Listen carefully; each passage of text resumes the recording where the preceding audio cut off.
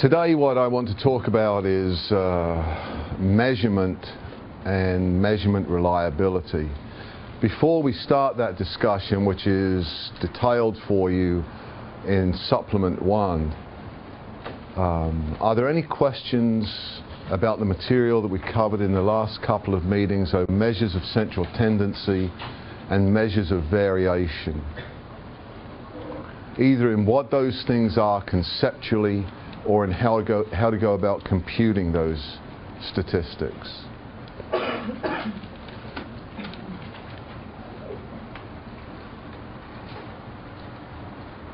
You're all comfortable?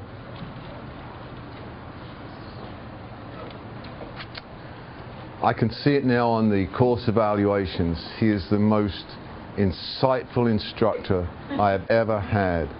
I get everything the first time he goes through it. Let's then talk about measurement reliability. Measurement reliability, in a fundamental way, has to do with the consistency of scores. There are two general issues surrounding measurement.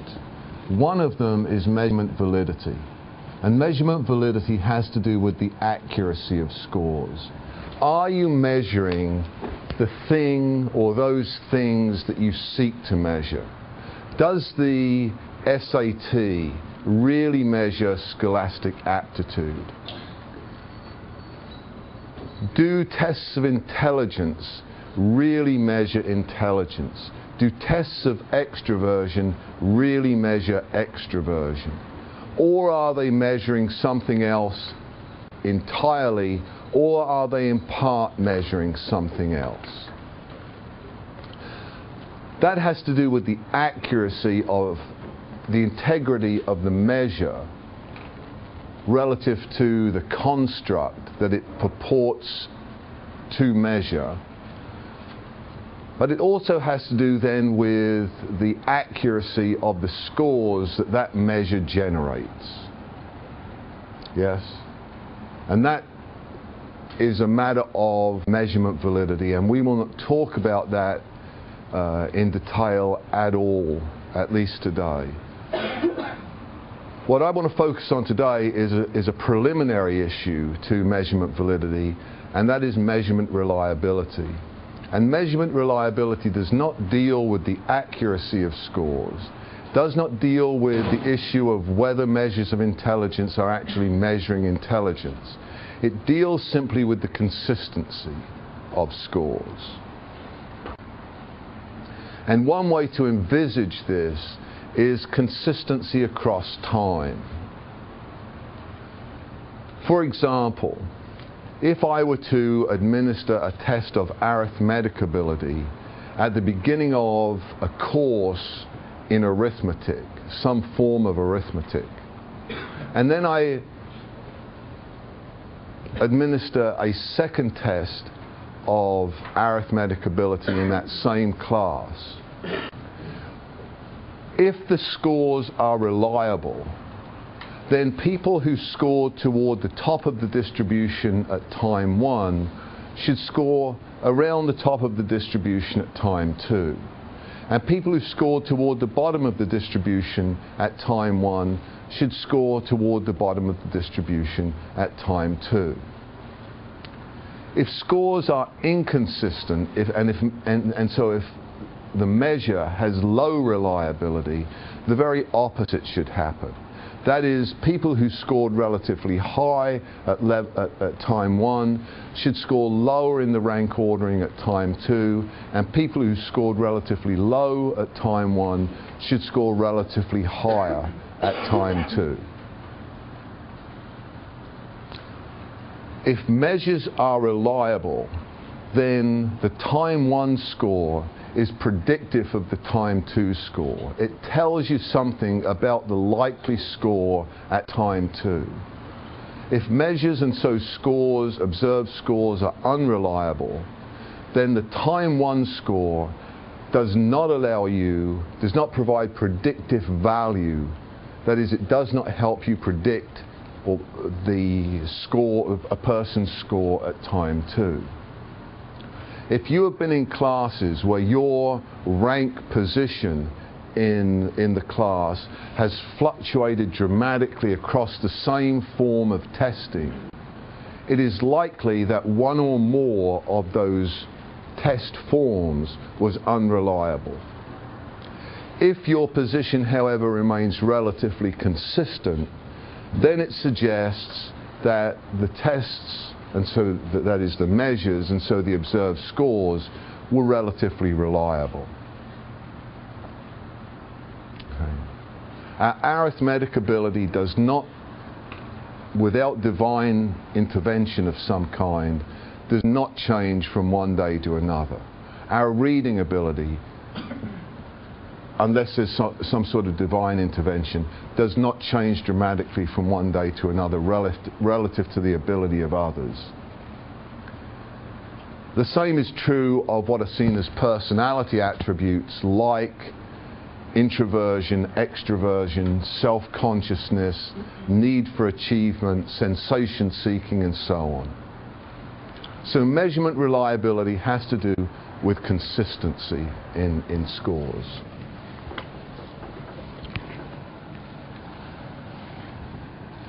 If I get on my scales in the morning at home, my bathroom scales, and I look down and it says 182 pounds, how much do I weigh?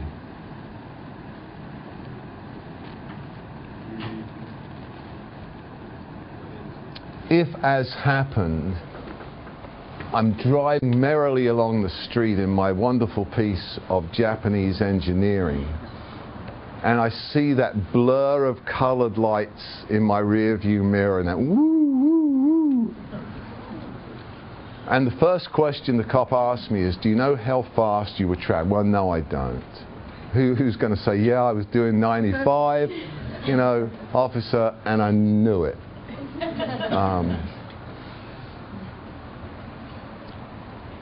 Let's just say I was going faster than the speed limit. He said, I caught you twice doing, and I don't want to tell you how fast I was going. Let's say I was doing 85 miles an hour in a school zone. No, I wasn't. No, I wasn't. Let's say I was doing 85 miles an hour on 290 in a 65 mile an hour zone.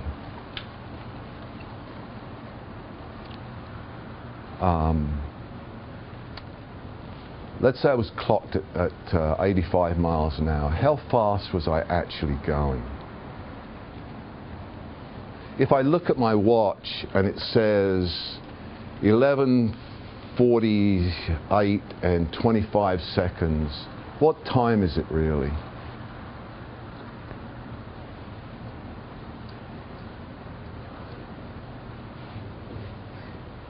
You don't know? Is this a mysterious question? Is it like, well, or is the question or the answer to my questions, are they so obvious that you can't even be bothered saying? Let's go back to me, the car, and the cop.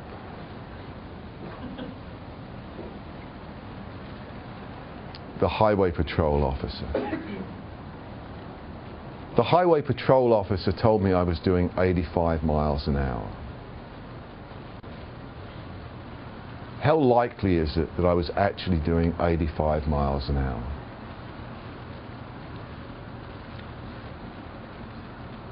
Very likely.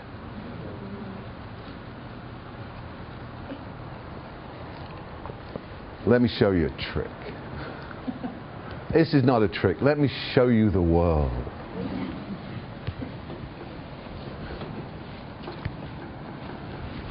There are available to us observed scores.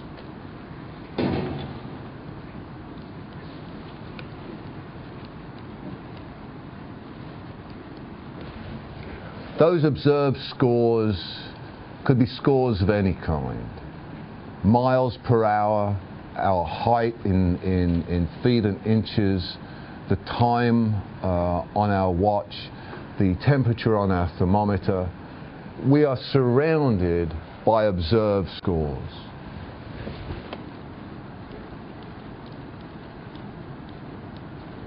We can also talk about true scores, and that's the question that I'm asking now. If I'm clocked at 85 miles an hour, how fast was I actually going? If the observed score was 85, what's the true score?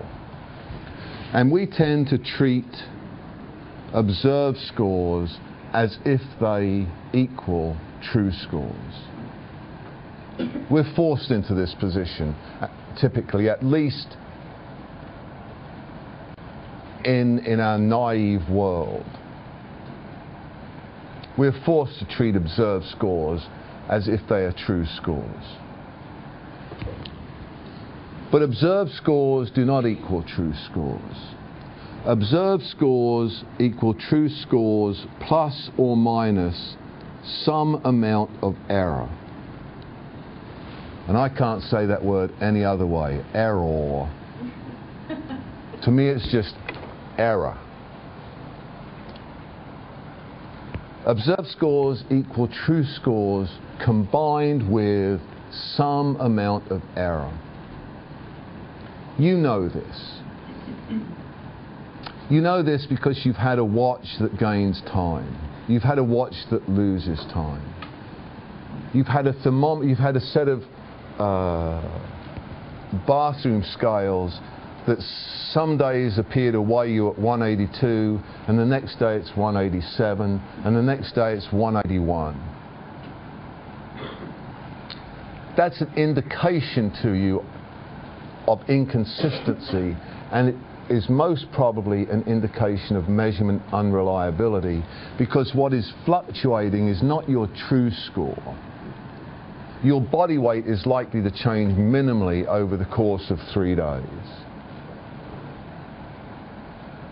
So what is changing is the error component of your observed score. And error can be of two kinds. Error can be systematic.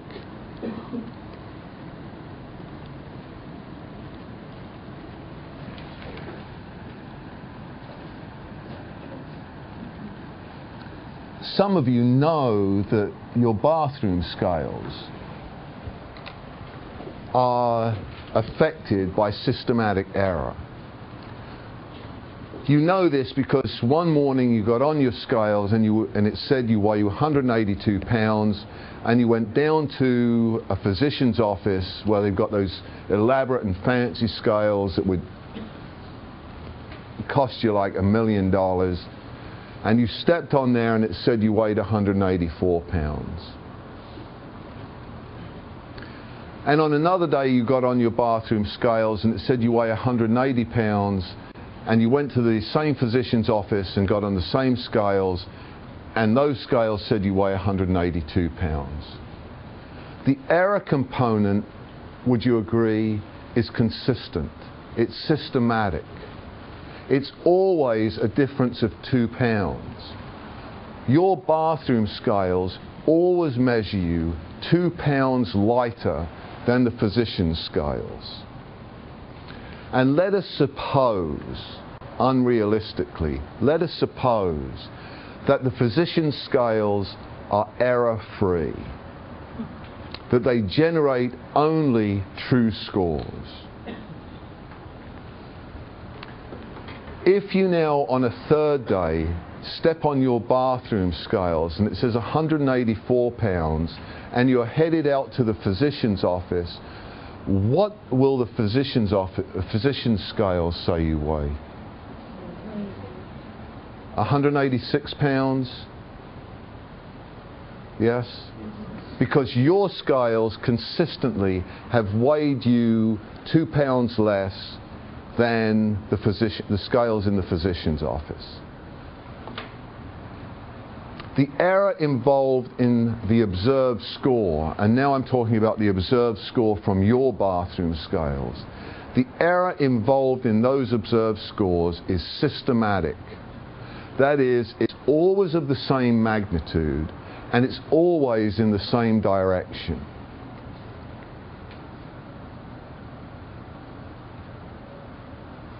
It's like having a watch that's always 5 minutes slow.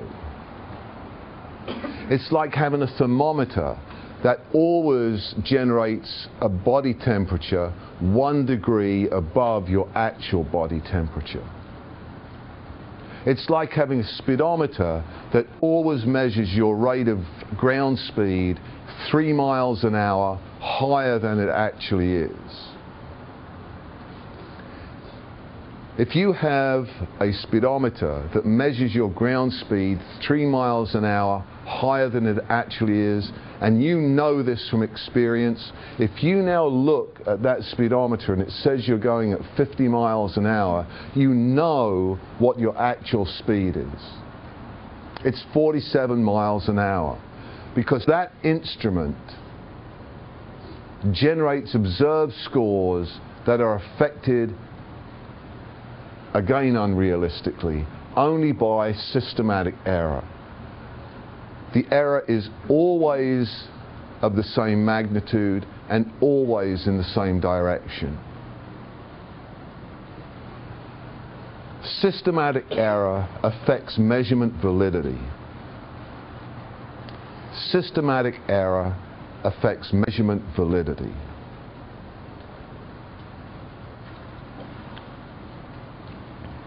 If an instructor says something more than once, it's a fair sign it's going to be on an exam, or it's important.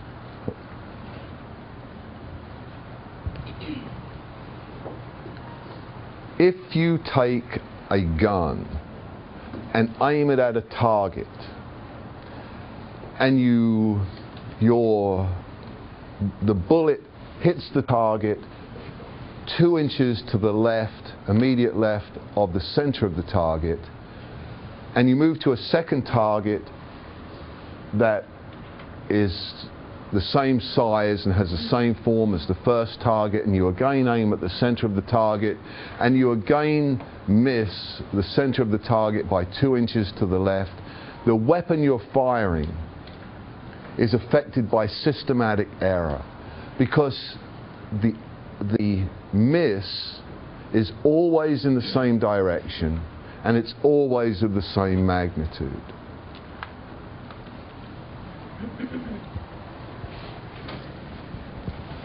Error can also be random.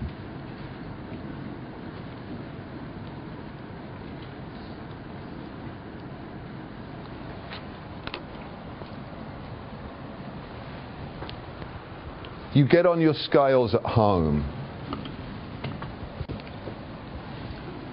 They weigh you at 182 pounds.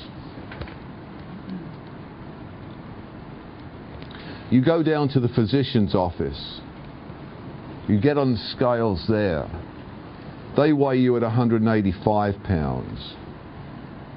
You get on your own scales at home. They weigh you 181 pounds.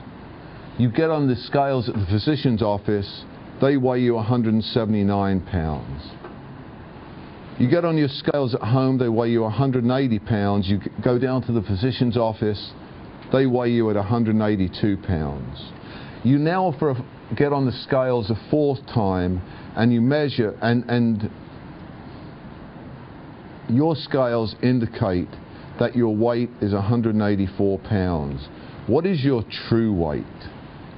Again, assuming that the physician's scales generate only true scores. You have no idea. You have no idea. Because the error is random. Sometimes the physician's scales weigh you heavier than your home scales, and sometimes they weigh you lighter than your home scales. Sometimes the difference is 3 pounds, sometimes it's 2 pounds. You have no idea of the direction or the magnitude of the error. And so you're unable to predict your true score. You're unable to calculate your true score. Because the error is random. Random error changes in direction and it changes in magnitude. Random error fluctuates in direction and in magnitude. Sometimes it's positive, sometimes it's negative, sometimes it's a small amount of error, and sometimes it's a large amount. And random error is at the root of measurement reliability.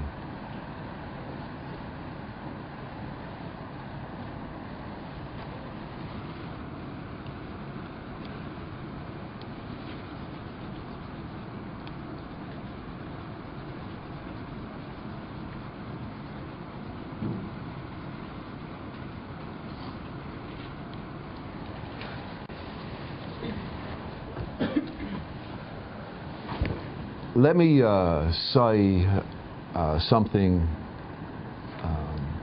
as we go along here. In reality, all observed scores,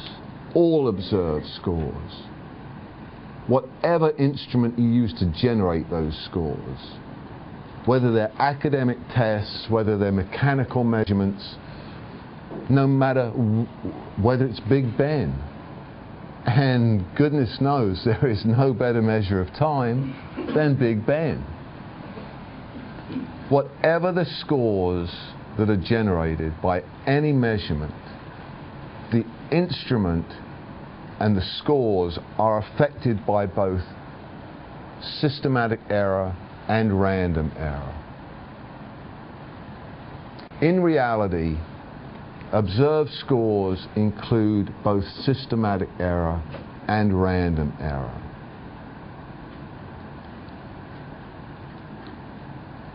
For our purposes, we've assumed at times that observed scores include either systematic error in some of the examples I offered or random error in some of the other examples I've offered. I'm simply pointing out that our discussion does not represent the real world. In the real world out there, in the world that we bring in here, all observed scores include both systematic and random error. The objective of the researcher is to minimize the amount of error that's contained in observed scores.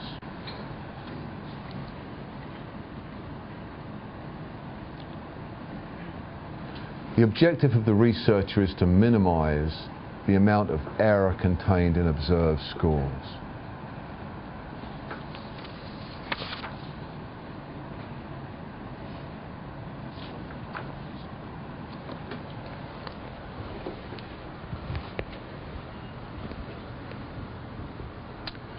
Where does random error accrue from? What are the sources of random error?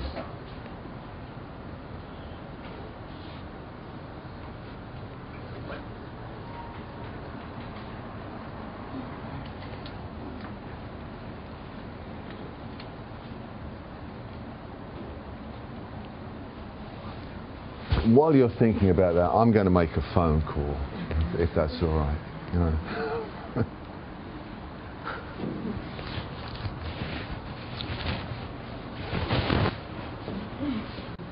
It was not a rhetorical question. Didn't I say that when it was not a rhetorical question, I'd make a sign? This is not a rhetorical question. Where does random error come from? Let me go back a step. Let me go back 2 steps. Let me go back 3 steps. We could make a dance out of this. First of all, observed scores invariably include both systematic and random error. So second, the objective of the researcher is to minimize the systematic and random error contained in observed scores. We're going to forget systematic error for the moment because it influences measurement validity rather than measurement reliability. So now the issue is random error. the fluctuation in observed scores. Let us assume that I'm administering a test of arithmetic ability to each of you. Would you agree that somewhere up here you have a true score? You have a true level of arithmetic ability. I can't even get consensus on this. Believe me, it's the nature of the world.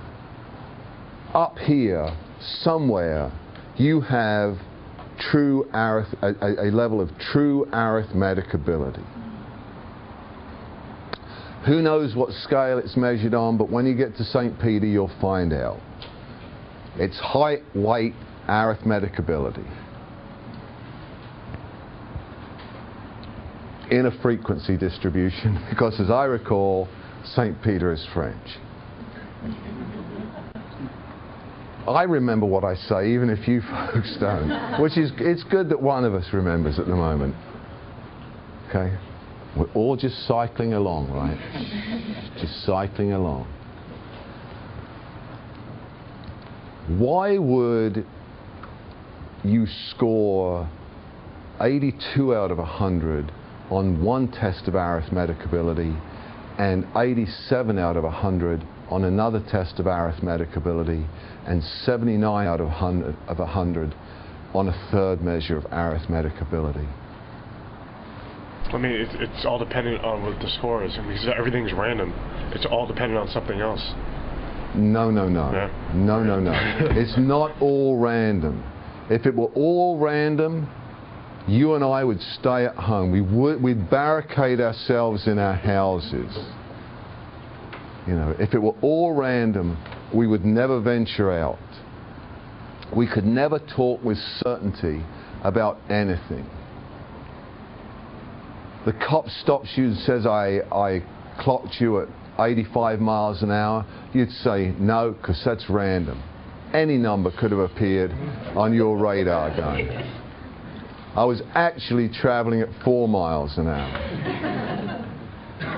So it's not all random, if I understood you correctly. Well, it's all dependent on something else, isn't it? I mean, if you're talking about like the random scores, I mean, if the person who's like looking at it, or if like, say if it's a scale, the scale could be broke, or the person researching it could be like, oh, they could be tired or something. We're not talking about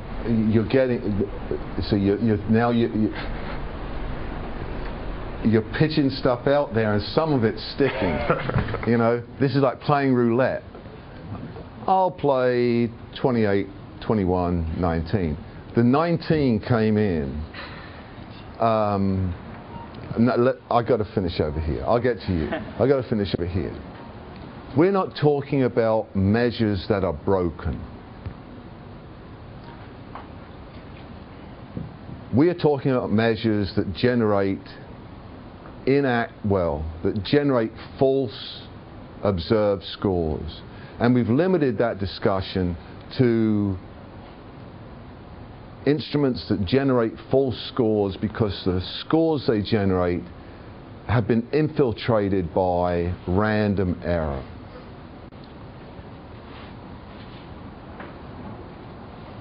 You talked about somebody could be tired. That is a source of random error. Because if I administer a test of arithmetic ability to each of you, some of you will feel really perky. You've done your crack in the morning, you've done a line of cocaine, and you've sucked down 14 cups of Starbucks, extra caffeinated. You're feeling pretty perky. Others will have been awake all night studying. They will their 8-year intimate relational partner will have called them in the middle of the night to tell them it's all over. And they'll run over their pet cat when they're leaving the house. By the time they get here, they're feeling pretty tired. But that, you understand, some of you will feel pretty perky, some of you will feel relatively perky, some of you will be neither perky nor fatigued, that blissful state. Others of you will feel relatively tired, and others of you will feel extremely tired. That is, fatigue doesn't distribute itself equally across the group, so that you will not be equally affected by fatigue. So fatigue, respondent fatigue, is a source of random error. Let me ask you this. If the objective of the researcher is to minimize random error, and if respondent fatigue is a source of random error, can the researcher control that?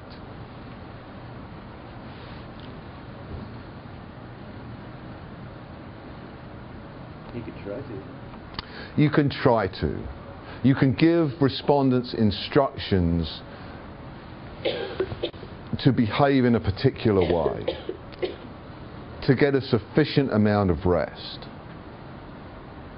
This is why when you're scheduled to have specific sorts of tests at the physicians, you often get a sheet of instructions on how to behave, because if you don't behave in that way, the results, the scores that the tests generate will not be valid. They will be affected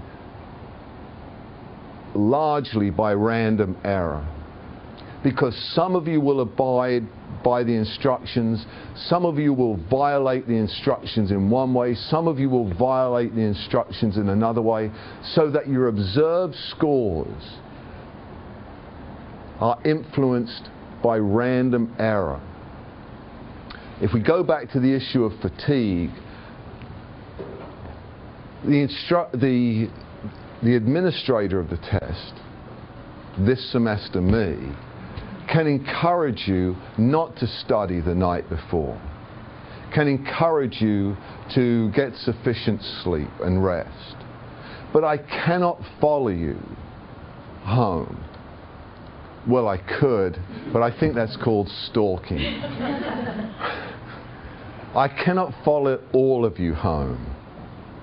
I can follow one or two of you home. I can't, no, more seriously, I cannot follow you home. I cannot ensure that you adhere to the instructions I have given. The point I'm making is that respondent fatigue is, first of all, a source of random error, and second, it's not under the control, the direct control of the researcher. Given that, do you understand that even at this preliminary stage, that observed scores always involve random error? Because typically those observed scores are generated by participants whose scores are affected by the level of fatigue they have.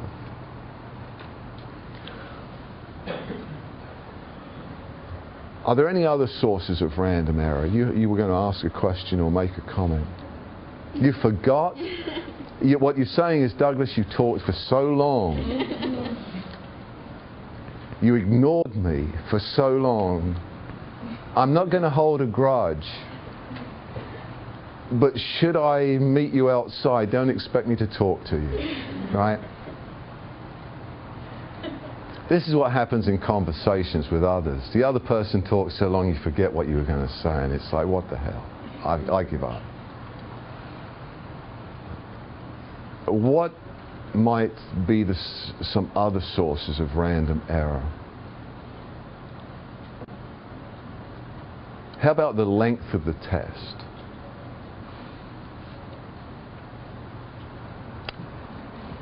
Each time you go to a new physician, you get 17 pages to fill out. They ask you to show up 30 minutes early. Actually, you need to be there an hour and a half early, because it's now 17 pages of questions that you have to answer about your health. You start responding to that, and on page 1 you're really giving it some thought, you know. Have I ever had TB? No. Have I ever had polio? No. By the time you get to page 17, you don't care anymore.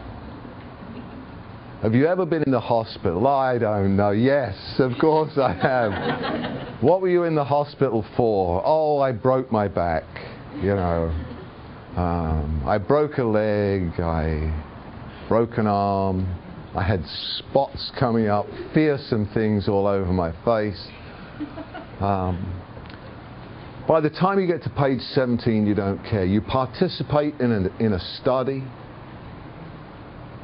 for extra credit, or because you're being paid $3 by the Baylor School of Medicine to show up every week for 19 consecutive weeks. It's a 28-page questionnaire, and it's filled with those scales where there are statements, and then there's a 5-point scale. 5 through 1 describes me very well, doesn't describe me at all. And when you start, you read the first statement carefully and you give it some thought, and yeah, that's pretty, a 4. And you read the second statement pretty carefully and you say, no, that's really not me. That's not me, a 1.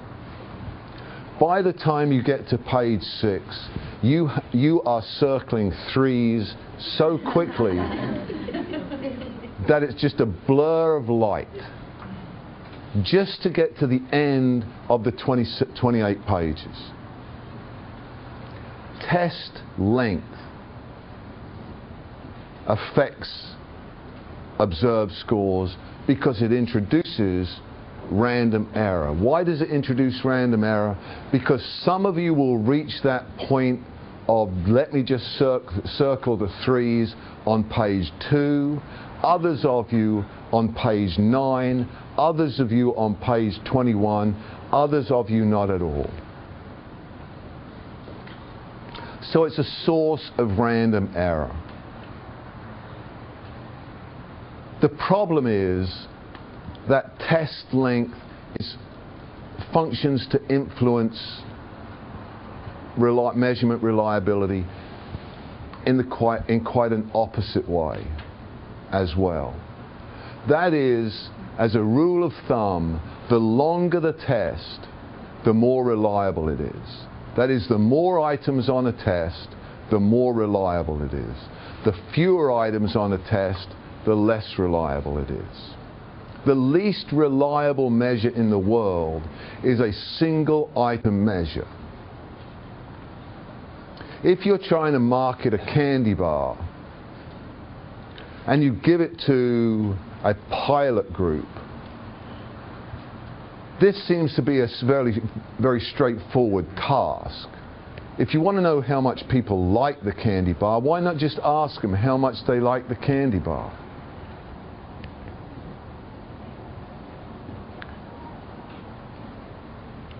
First of all, because people define liking in different ways.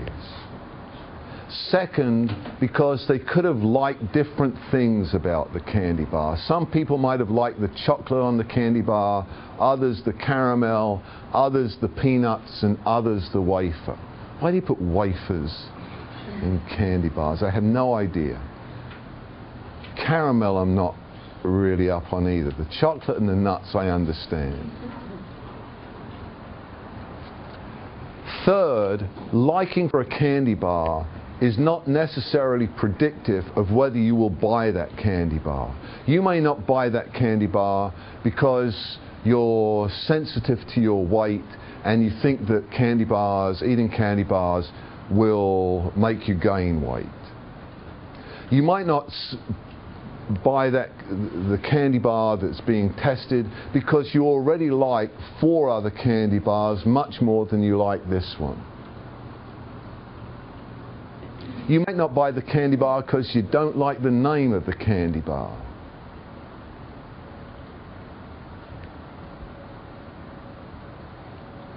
If the candy bar is called nasal content, you're unlikely to buy the candy bar. I can't speak for anybody else, but I'm unlikely to buy the candy bar. I just can't go into a store and say, could I have a bar of nasal content? When I can say so easily, could I have a Snickers bar? Yeah.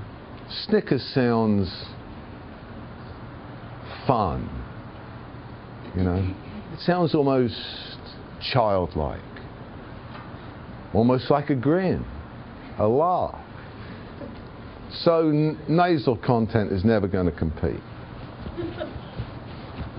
You may not buy the candy bar because it's overpriced in your mind. You can't. The point I'm making in a heavy-handed way is that single item measures, even when the task appears straightforward, are likely to generate highly unreliable scores.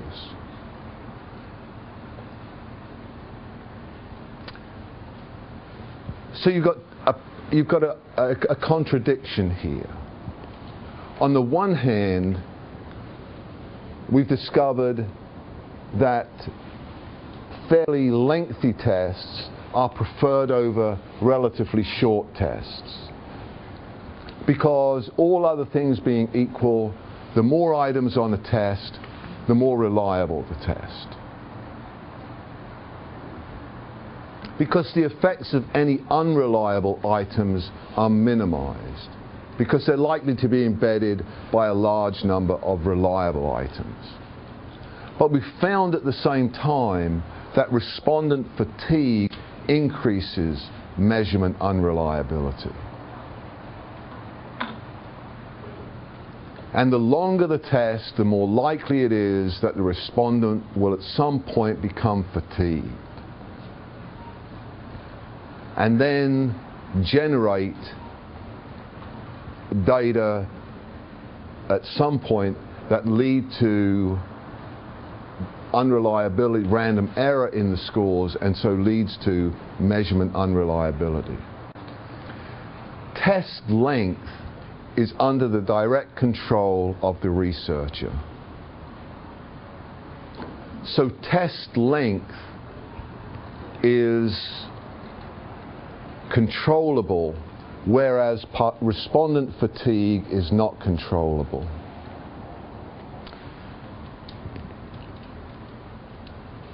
Measurement unreliability also accrues from the ambiguity of the items. You know this.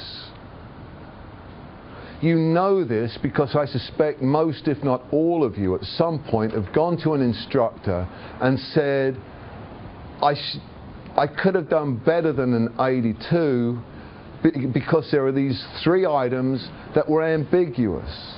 I didn't know whether you were asking for this or for that. And if getting a question right or wrong comes down to flipping a coin, some of you are going to flip heads and some of you are going to flip tails.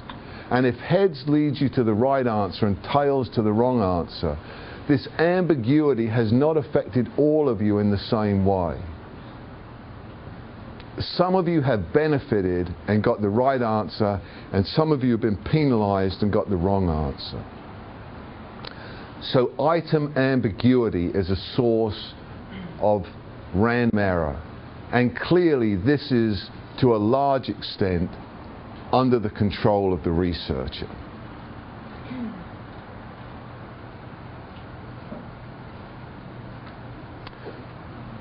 The last source of random error that I want to identify is respondent mood. The mood of the respondent.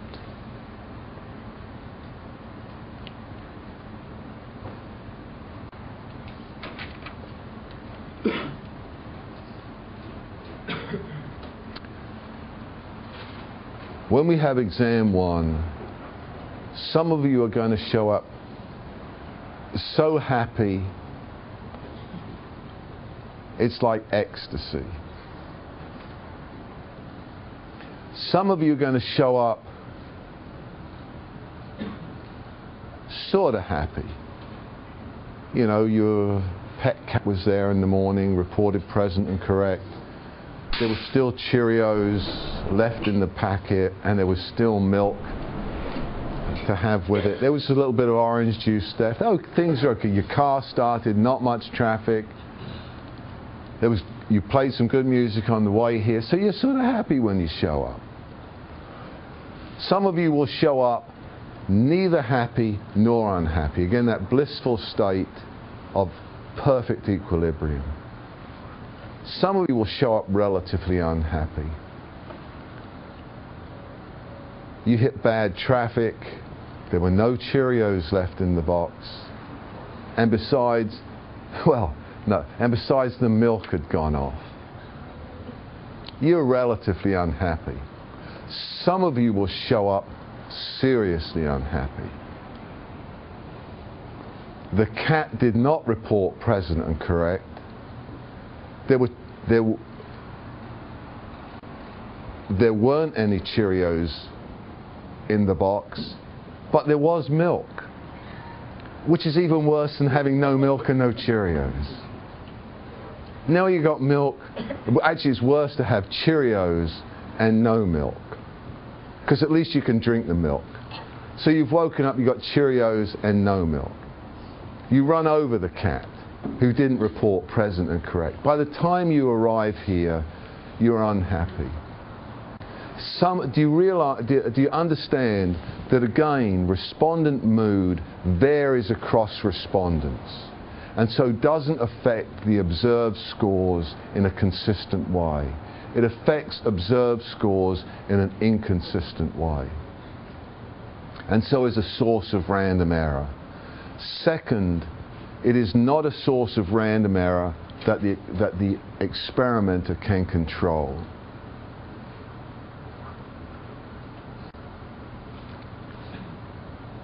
One of the issues here is clearly to identify sources of random error.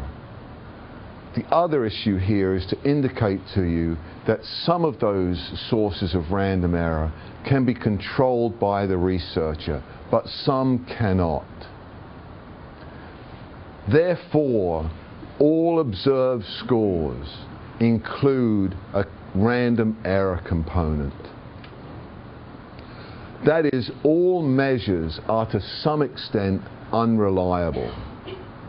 It does not make conceptual sense to imagine a perfectly reliable measure. Nuclear clocks do not are not a perfect measure of time. You have to periodically adjust those nuclear clocks. So even the most sophisticated measures include components of random error.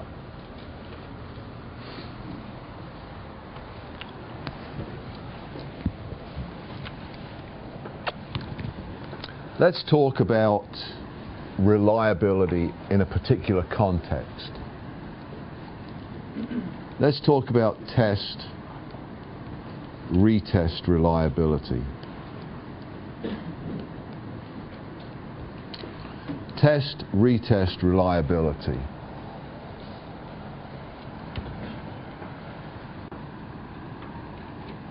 The format of test-retest reliability is this. You administer a test of something at time 1.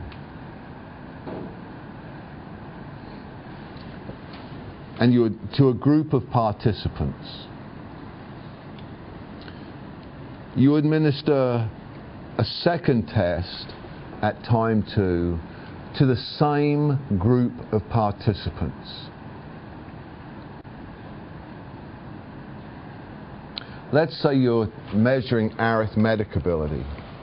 This means that you administer a test of arithmetic ability. Let's say the test involves 50 items. you administer the 50-item test of arithmetic ability at time 1, and then you administer to the same respondents a test of arithmetic ability at time 2. That second test should include the same number of items that were involved in test 1. In order to maximize consistency, one could argue that you should simply administer the same test at time 2. Yes?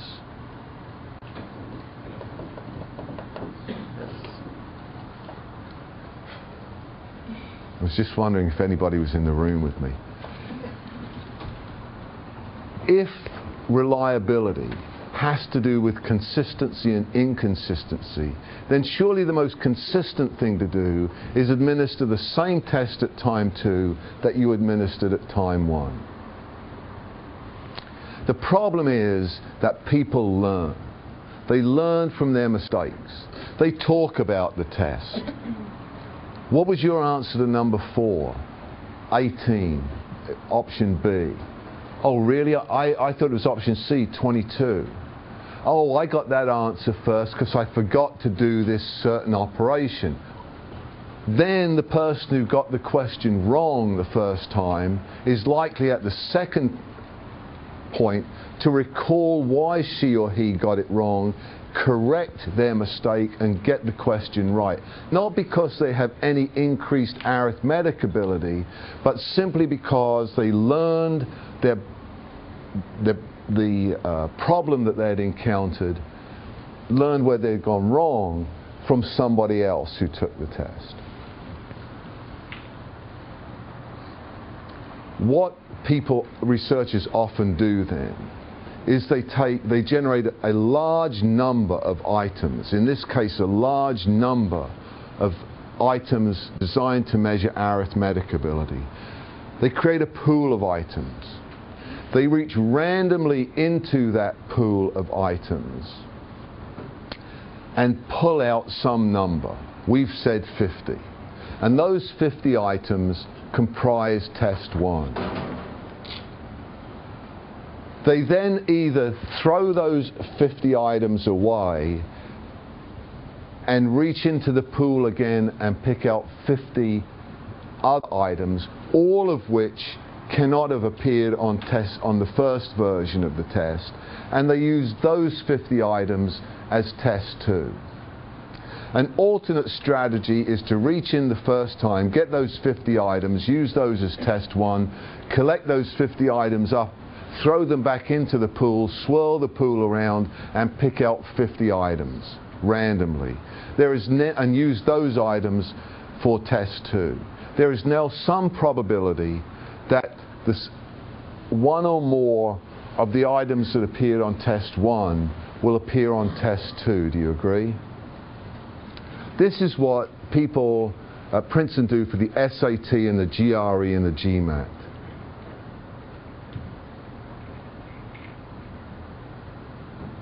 They have a large pool of items. They throw the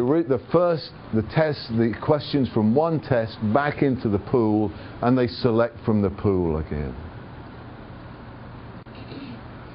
This is replication with or without substitution.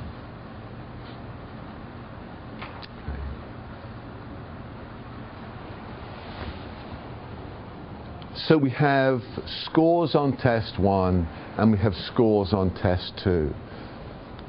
A test of arithmetic ability. If person A scored high at time 1 and person B scored low at time 1, and this is a reliable test of arithmetic ability, what would you predict about the scores of persons A and B at time 2? Would you predict, if it's a highly reliable measure, that person A will score high at time 2, moderately at time 2, or low at time 2? Or those who would predict that person A, if this measure is reliable, will score high at time 2?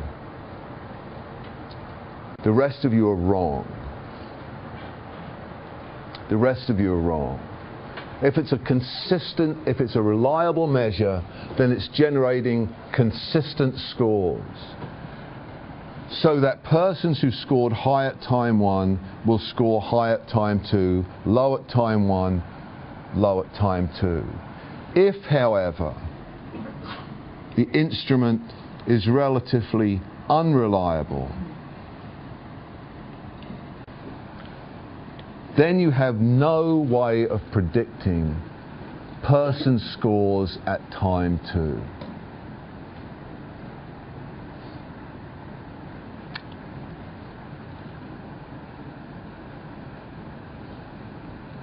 Are there any questions? Are there any answers?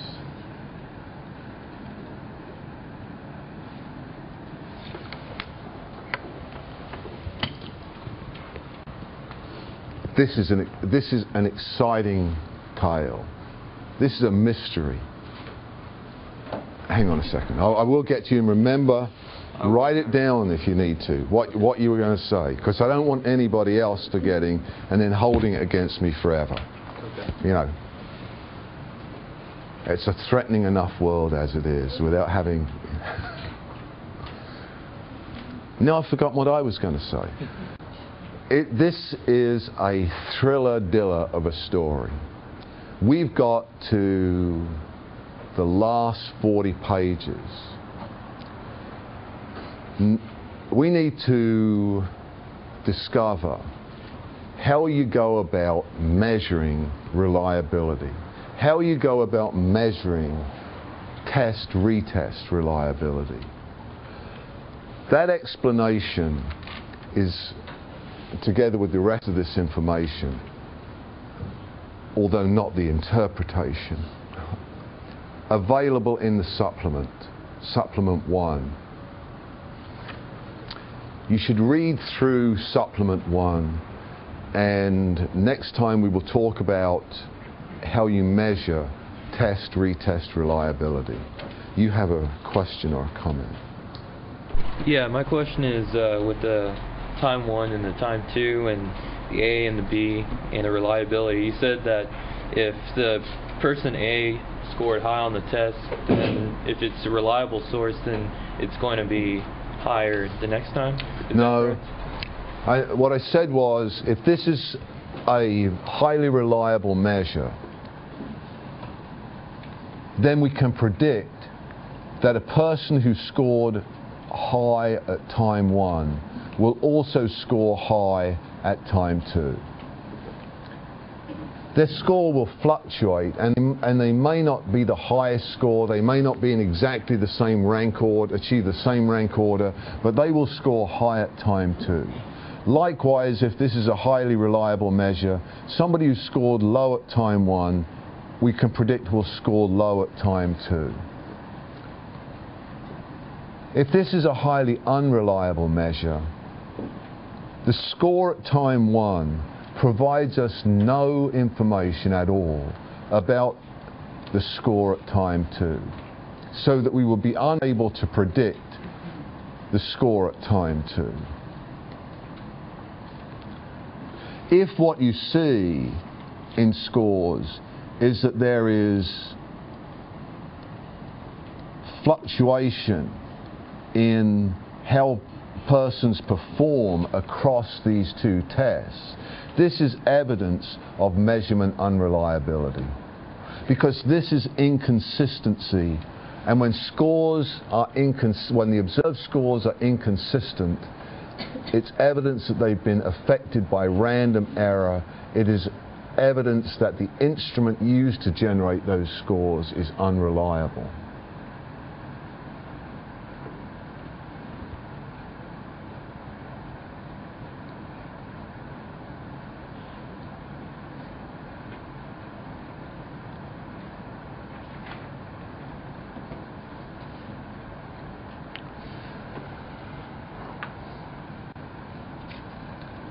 This is better than Temple of Doom and all that stuff, isn't it? It's like, wow, this is magic. This is a mystery. Okay? We'll finish this story next time.